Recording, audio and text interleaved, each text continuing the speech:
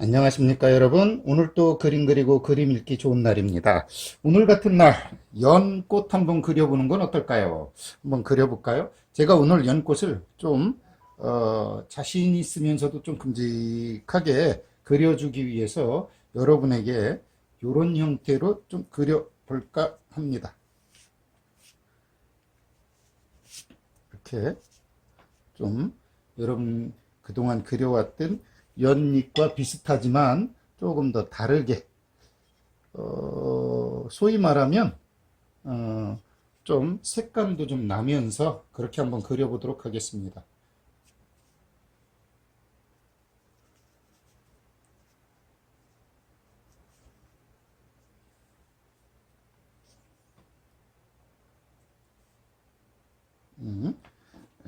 그래 놓고 아주 큼직하게 제가 그려서 여러분에게 보여드리겠습니다.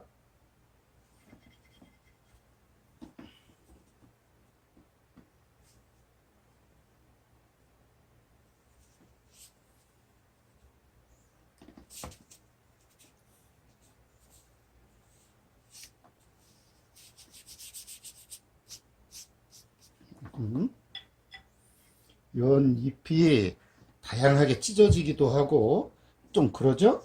그런 것들을 통해서 여러분에게 보여드리고자 하는 연잎을 한번 보여드릴까 합니다.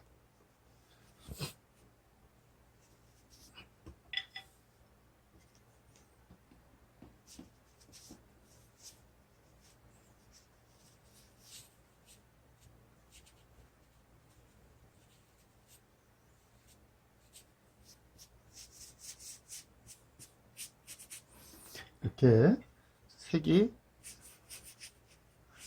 안으로 들어오죠? 네, 몰고 들어옵니다. 이럴 때 이제 아까 밖에 조금 썼었던 색 있죠?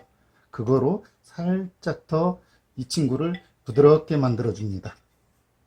이게 무슨 이야기냐면 여기서부터 여기가 가운데 잡을 건데 좀 이렇게 안으로 들어오면서 색을 조금 더 부드럽게 잡아준다는 이야기예요. 이렇게 여기서부터 이렇게 뒤집어 들어갔겠죠? 이렇게 뒤집힌 곳은 그대로 표현을 해주고요. 여러분에게 이 색감 처리나 이런 건 이렇게 해서 어떤가요? 이러니까 연의 느낌이 확연히 나죠? 그렇게 해놓고 이렇게 살짝 뒤집힌 쪽 있죠? 이런 쪽 색깔이 좀 다르면 더 좋겠죠, 그죠? 그게 무슨 이야기냐면 이렇게 뒤집힌 쪽은 이렇게 해서 이렇게 살짝 색이 다르면 이렇게 해서 이렇게 올라가는 색과 연결이 되고 여기도 마찬가지로 이렇게 다르고 네. 이런 표현들이 그림에 좀 여러분들이 그동안 안 했던 그림들이잖아요. 그걸 제가 지금 여러분에게 보여드리는 거예요. 물론 이렇게 한 후에 요 끝을 좀 이렇게 해줘도 좋아요. 요거는 나중입니다. 지금 굳이 할 필요 없어요. 아직 안 말랐기 때문에. 이렇게. 그러면 이 친구의 그 세월이 조금 더 느껴지죠. 물론 이런 거는 나중에 여러분들이 좀, 일반 화선지 가지고는 된다고 생각하시면 안 돼요. 예. 이렇게. 그래 놓고 이 친구 마를 때까지, 예. 좀 마를 때까지, 조금 어느 정도 마를 때까지 이곳에 백년을 한번 그려보도록 할게요. 여러분이 백년을 그리든 아니면 홍년을 그리든 저는 상관이 없는데 제가 백년을 그리는 이유는 이 친구를 좀 살려주기 위해서 그렇습니다. 자, 한번 그려보도록 하죠. 잔잔하게 너무 저기 크거나 너무 화려하게 그리지 말고 잔잔하게 그렸으면 좋겠습니다. 한번 그려보도록 하죠. 제가 이 물감이나 이런 게 좀 마를 때까지 기다리는 과정 중에서 그리는 겁니다.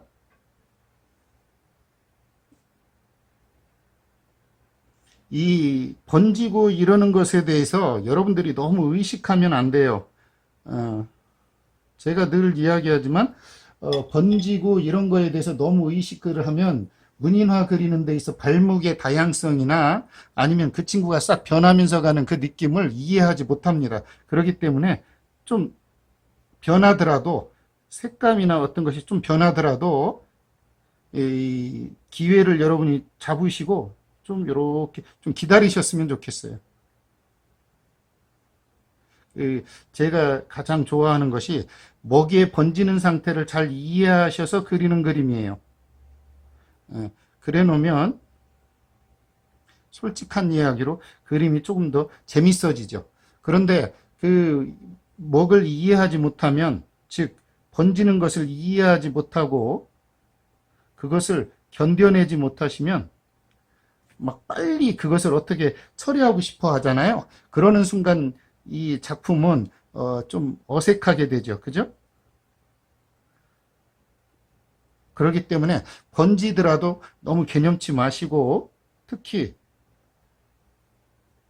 그 번져 들어가는 획에 대해서 너무 의식하지 마시고 번질 땐 번지게 내비두고, 그리고 그것을 통해서 다음 연결하는, 소위 말하면 그 빛깔을 연결해서 탁 쳐내주는 여러분의 그 센스가 훈련이 좀 됐으면 좋겠습니다. 당연히 그러셔야 되고요. 그러셨을 때 그림은 아주 더할 나위 없이 여러분에게 안정감을 주면서도 자연스러운 힘을 줍니다. 그게 무슨 이야기예요? 어떠한 획이 와도 이것을 응용해서 획을 만들 수 있다는 자신감이 생긴다는 이야기죠. 그렇게 왔을 때 이 그림이 아주 좋아집니다. 지금도 이 연도 보십시오. 획이 한두 개로만 이렇게 끝내지 않고 제가 좀 여러 개로 이렇게 분산시켜서 하죠. 그 이유는 뭐 때문에 그럴까요? 그것은 이 친구가 100년이기 때문에 그래요. 100년이 아니었다면 이렇게 싹 들어오는 획도 이렇게 해놓고 여기에 이제 당연히 저기가 있을 거예요. 이렇게 연밥이, 연과가 있을 건데, 연과가 있기 전에 제가 여기에 색을 좀 살짝 넣어 볼게요. 어떻게 되나? 이 친구를 100년으로 만들 거기 때문에 100년을 하더라도 안쪽에는, 그렇죠, 약간의 밝은 노랑이나 이 색을 조금 줘야 됩니다. 이제 이런 식으로, 물론 요 뒤에 이 백색을 먼저 하시면 더 좋아요. 저는 이렇게 해서 여러분에게 색을 넣어준다는 걸 알리기 위해서 지금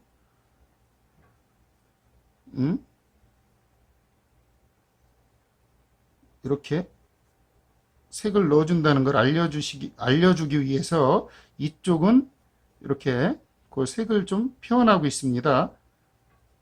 이렇게 해놓고 나머지 부분의 흰색을 제가 찍어서 그린다면 여러분이 이 100년의 느낌을 확연히 알 거예요. 그리고 그것이 말라가기 전에 이쪽 연잎에 뭐를 해줘야 돼요? 인맥을 해주셔야 돼요.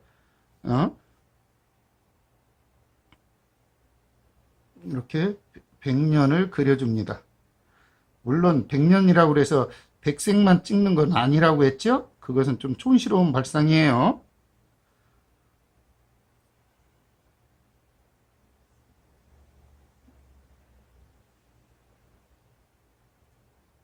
이렇게 섞이게 자연스럽게, 우리는 이걸 팽염이라고 배웠습니다. 팽염이 뭐예요? 색깔 붓 두 개를 가지고 한쪽에 번져 들어가게 내비두는 거죠. 네, 여러분이 그런 기술적 용어 또는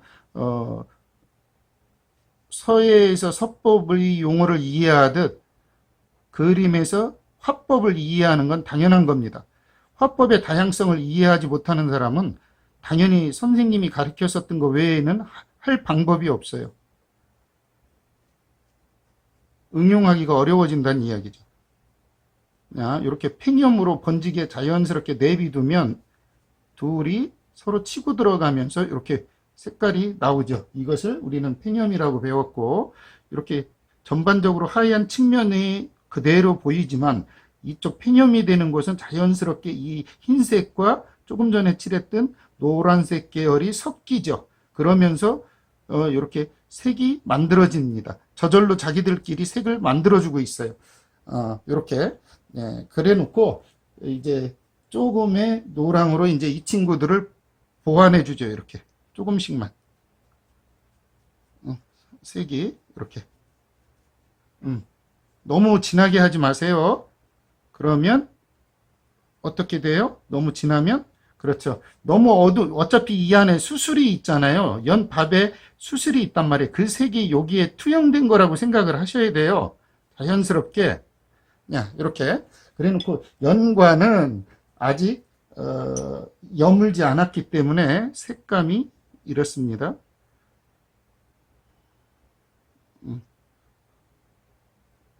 이렇습니다. 그래 놓고 거기에 쭉 올라온 것은 색을 조금만 이렇게 해서 이렇게 칠해주면 네, 좀 되죠. 일단 이렇게 해놓고 저는 이제 바로 이쪽에 인맥을 해보러 가도록 하겠습니다.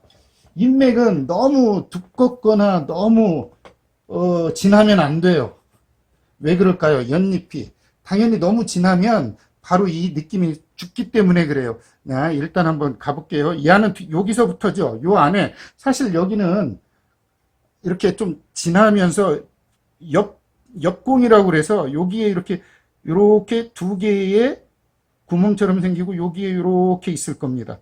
그죠? 이렇게 그래 놓고 여기서부터 이렇게 저기가 나갈 거예요. 뭐가 나가요? 인맥선이 나갈 거예요. 이렇게 선이 나가는데 이 흐름대로 나가십시오. 물론 이렇게 해서 이렇게 흐름대로 이렇게 흐름대로 나가지 않으면 이 친구가 이렇게 무슨 얘기냐면 이렇게 휜 대로의 이 선대로 이렇게 가주셔야 이 느낌이 더 산다는 이야기입니다. 이렇게. 어때요? 이렇게 하니까 연잎의 자연스러운 형상이 완성이 되죠. 응? 이렇게. 그래서 이게 자연스럽게 이렇게 형성이 되죠. 이렇게 넘어온 이쪽은 검정색이 아니기 때문에 당연히 이렇게 와야 됩니다. 이런 식으로. 이렇게. 이렇게 오죠. 여기에서도 당연히 이쪽으로 이렇게 왔을 거고요. 그죠? 이렇게. 그러면 요 사이사이에 이렇게 있었던 이 획이 살아서 자연스럽게 인맥의 존으로 건너 들어오고 이렇게 넘어가지잖아요. 이렇게. 그죠? 이것이 연잎 그리는 아주 포인트입니다. 이렇게 해놓고 이 친구가 너무 여려지거나 뭐 하는 거는 사이사이에 이렇게 잡아주세요. 나중에 지금 뭐 바로 하지 마시고 이렇게. 그러면 벌써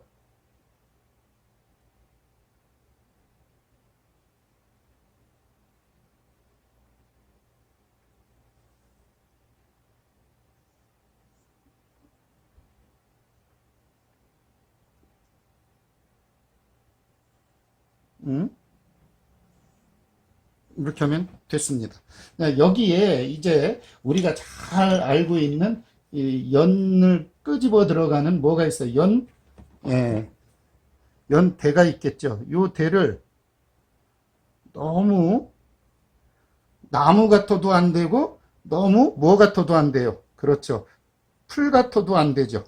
요것이 포인트죠. 너무 풀 같아도 안 되고 너무 나무 같아도 안 되는 얘를 표현하기 위해서 여러분이 좀 신경을 좀 쓰셔야 돼요.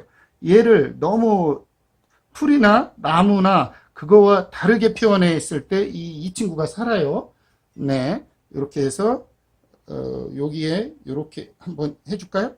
이렇게만 해도 보십시오. 그래 놓고 여기에 이제 자잘한 가시들이 있잖아요. 그런데 이 가시가 너무 진하거나 너무 확연히 보이면 안 돼요. 그렇다고 해서 너무 없어도 안 되겠죠. 이게 제가 문인화 기법이면서도 동시에 여러분에게 채색적 느낌이 나게 가르쳐 주고 있잖아요. 이렇게. 특히 이런 연잎을 여러분들이 공부를 하신다면 자연스러운 멋스러움이 여러분에게 살아날 겁니다.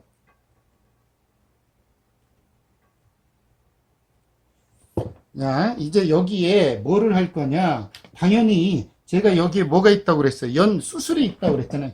이 수술은 원래 흰색의 노랑을 찍어서 해야 됩니다. 지금 제가 당연히 그렇게 하려고 하고 있고요. 그런데 끝에 약간의 주황을 섞어서 주면 이 느낌이 아주 좋습니다. 그냥 한번 해볼게요. 이렇게.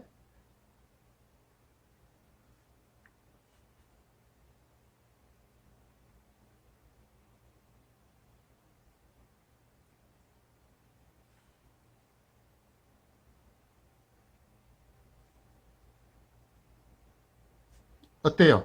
자연스럽게 올라오면서 이 친구의 노랑과 이거에 섞여 있죠. 이렇게. 그러니까 저기가 더 살죠. 연꽃이. 예. 저는 여러분에게 이런 방법으로 여러분에게 좀, 이건 당연히 연과예요. 보여드리고 싶었어요. 왜? 자꾸 무늬나만 한다고 하면서 색이나 이 부분에 서양화랑 자꾸 뒤져요. 그 이유는 뭐예요? 사실은 무늬화나 우리 그림이 뒤질 이유가 없는데 이런 걸 안 배워보고 그저 그냥 먹으로만 틱 하는 것만 배워놓고서 하는 말, 무늬나는 색은 중요시하지 않아. 뭐 이렇게 이야기해요. 그럴 리가 있나요? 옛날 우리 초상화를 그려대고 그리고 섬세함의 끝판을 달렸던 우리 그림이 어떻게 이걸 색을 무시하겠어요? 그럴 일은 없습니다. 다만 문인들이 그 기능보다는 뜻, 의취에 집중하다 보니까 자연스럽게 어떻게 됐을까요? 그렇죠. 이 그려내는 마음이 달랐던 거죠. 야, 이렇게 그리면 여러분에게 오늘 제가 그리고자 했었던 연 그림을 여러분에게 자세히 다 알려드린 겁니다. 야, 여기에 이렇게 있던 연잎의 비, 우리가 흔히 얘기하는 옆비, 옆공이라고 그러는데 이것도 좀 표현을 좀 여러분에게 잘 보이게 하기 위해서 제가 이렇게 했고요. 때로는 이런 데다 구멍 날 수도 있어요. 그게 무슨 이야기냐면 예를 들어 이런 데 이렇게 구멍이 날 수도 있다고요. 이렇게. 그래서 이렇게 표현을 할 수도 있다는 이야기예요. 그런 것들을 같이 배워보면 더 훨씬 더 느낌이 더 살겠죠. 예. 오늘은 연잎과 연꽃을 통해서 여러분에게 이렇게 다양하게도 가능하구나 하는 걸 여러분에게 가르쳤습니다. 야, 어떤가요? 여러분도 좀 때로는 기본의 먹을 이용한 것을 하더라도 이런 방법으로 한번 해보는 것도 나쁘지 않겠다는 생각을 하시겠죠. 그 이유는 뭐예요? 방법을 몰라서 못했던 사람들이 좀 방법을 통해서, 새로운 방법을 통해서 이런 것을 좀 이해하신다 그러면 저는 좀 다행이겠습니다. 어때요, 여러분? 오늘 연꽃 한 송이를 통해서 여기에 비가 내려도 좋고 요 위에 잠자리나 뭐가 앉아도 좋겠죠. 오늘은 여기까지입니다. 감사합니다.